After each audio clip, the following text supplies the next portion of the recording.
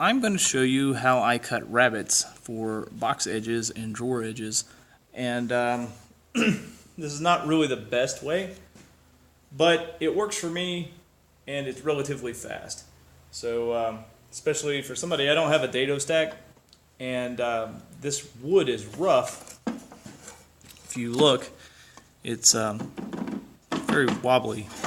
So I ran one side across the joiner so that I can actually use it, and just give you a quick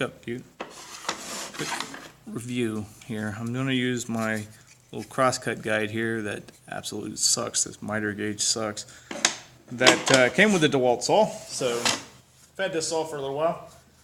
I'll show you how I do this, and here we go.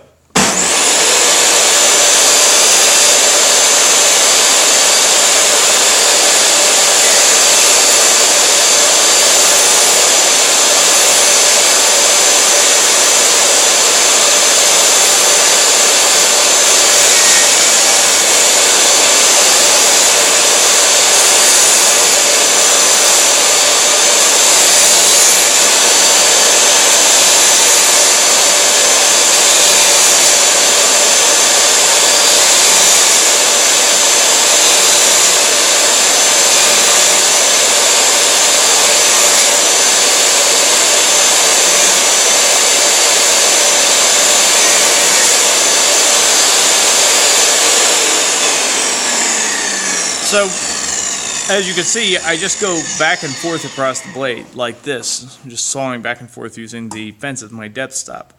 Now, I'm going the full depth.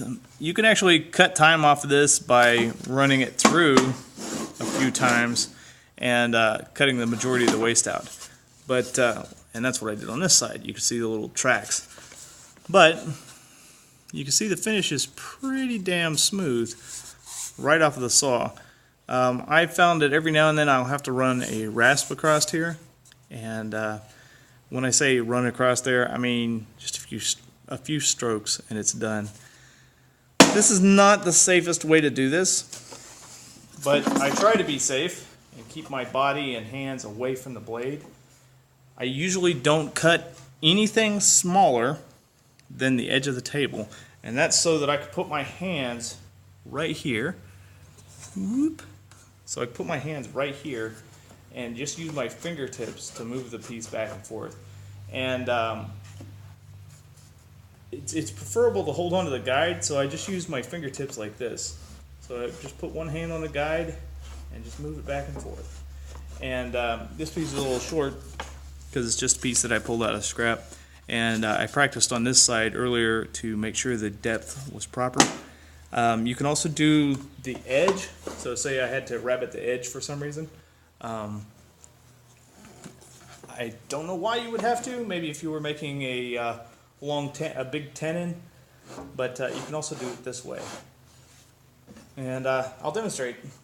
It's not you would want to have a sacrificial fence on your guide if you were doing a lot of tall stuff, but I should be able to do it on this book.